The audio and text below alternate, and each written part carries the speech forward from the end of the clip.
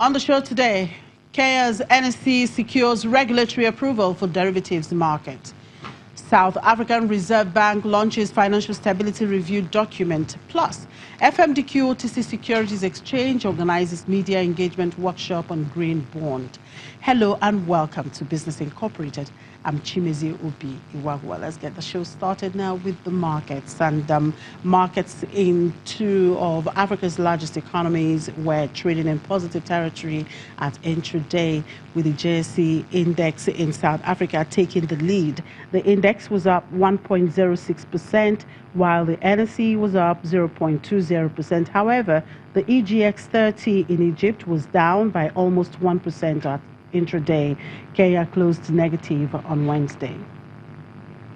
And in the Middle East, the Qatar stock market rose sharply today, buoyed by its banks and leading gains in all other major Gulf bourses at intraday. Qatar's index rose 3.43% as Qatar National Bank and Qatar Islamic Bank climbed 4.2% and 5% each, while Saudi index traded 0.41% higher, with Saudi Basic Industries rising 1.3%. In the UAE, the Abu Dhabi index was up 2.82%, while Dubai's index edged up 0.79%. And in Europe, markets opened higher today after the pan-European stock 600 reached its lowest point since March 11 as investors navigate the latest escalations in the US-China trade war. Let's bring in Ulrich now for more from the European space. Hello, Ulrich. Good afternoon. Good to have you back on the show. Hi, thank you. Good afternoon. So, harsh rhetoric in the US-China trade dispute.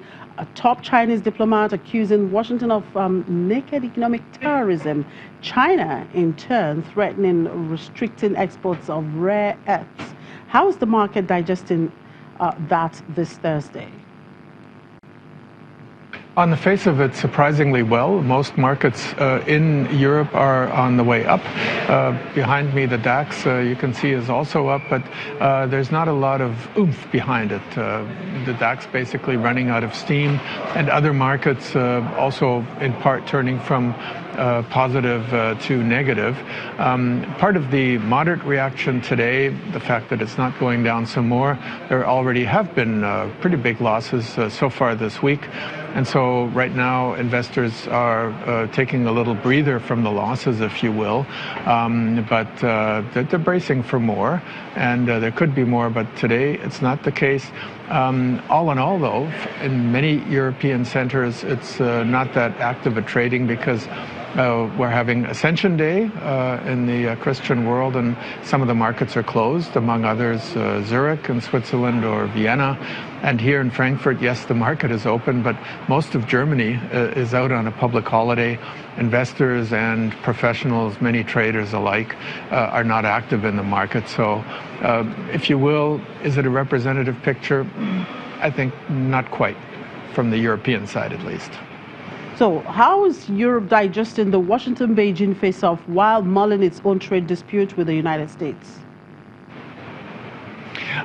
That's a major bone of contention, and the Europeans would surely like to get into negotiations with the Americans and would like to see some progress on that front, albeit the Americans are looking at China first, and there's no progress there either. Instead, harsh rhetoric, as you said, and it is a huge threat here. It's looming over the market. It's looming over many, many companies, not just the big automakers, for whom stiff tariffs in the United States can mean up to $6 billion. That's one calculation.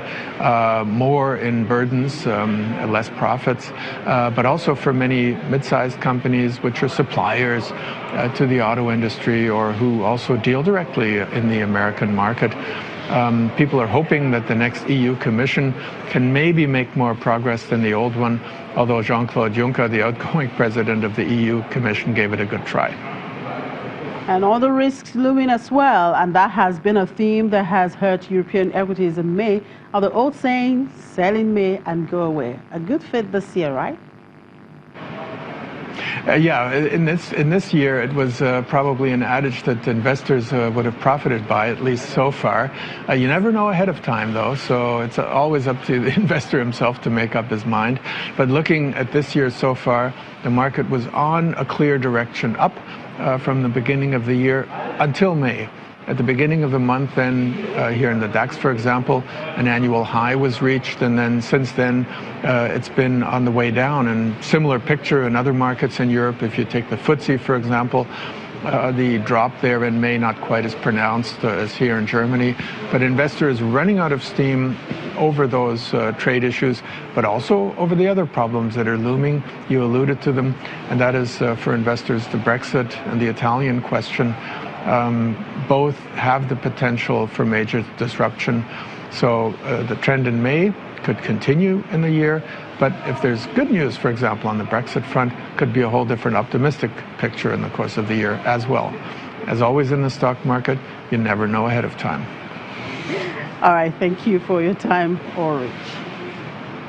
Meanwhile, in the UK, a poll found that investors remain deterred from scooping up cheap FTSE 100 shares, while the UK's drawn-out exit from the European Union remains undetermined. Simon Pusey joins us now from our London studio for more from the London markets. Hello, Simon. Good afternoon. Good afternoon. Thanks for having me. So, online rail ticketing company Trainline hopes to raise about £75 million by listing its shares on London's stock exchange, fleshing up the story and brings us up to speed with the market's numbers so far today. Yeah, so this is a rail ticketing company. The sites say the flotation of cash would help to build its profile and pay for growth plans. The company is expected to float in June. It is currently owned by the US private equity house KKR, which bought it in 2015 for £500 million. The firm's owners think it could now be worth up to £1.5 billion, but the valuation will not be known until the shares are priced nearer the time of the listing. But it is expected to be one of the biggest flotations of the year. A quick look at the equities markets then, and the FTSE All Share is up today 0.58% at 3,957. The FTSE 100 is up by 0.56%, and the FTSE 250 is also up 0.83%. Also a good day, a rare good day for the pound today. It is up on the dollar by 0.04%, up on the euro also by 0.06%, and the yen by 0.9%.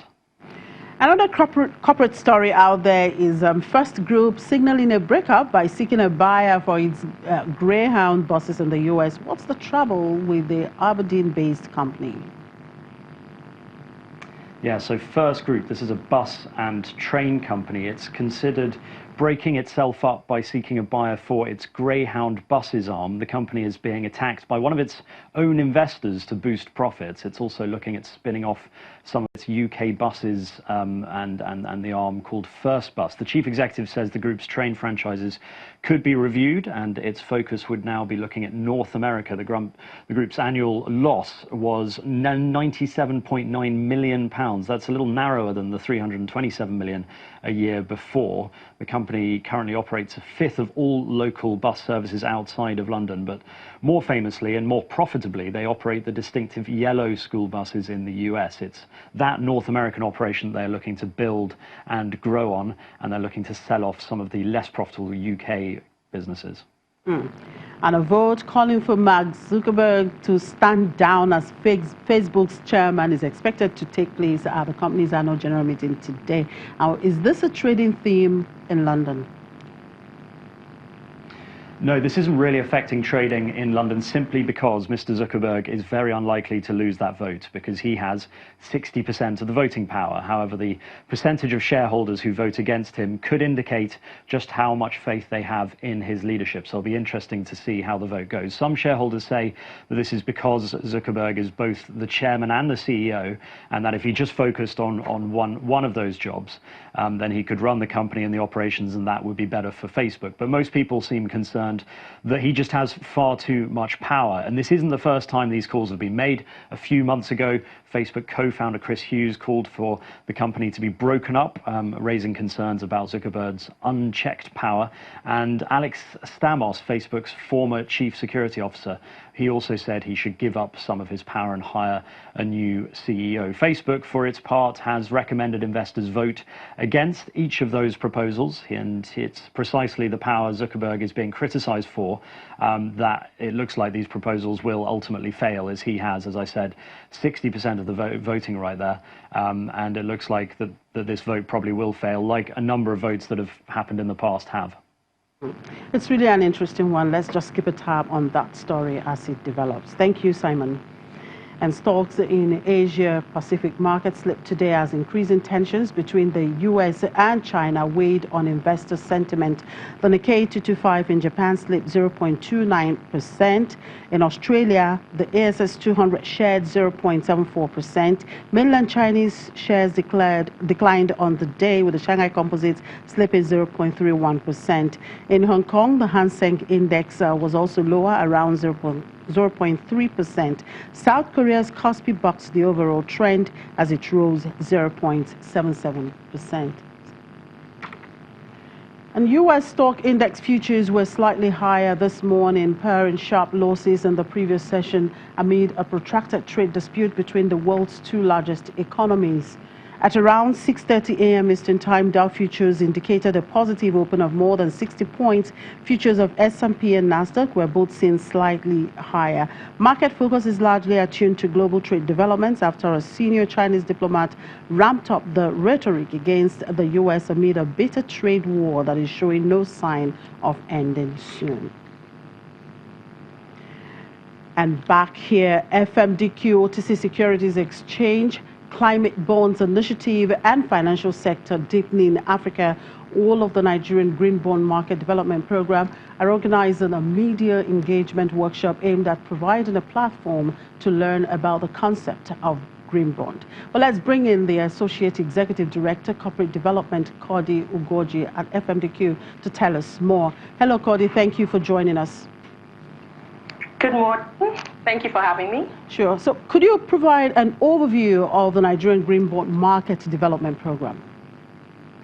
Thank you.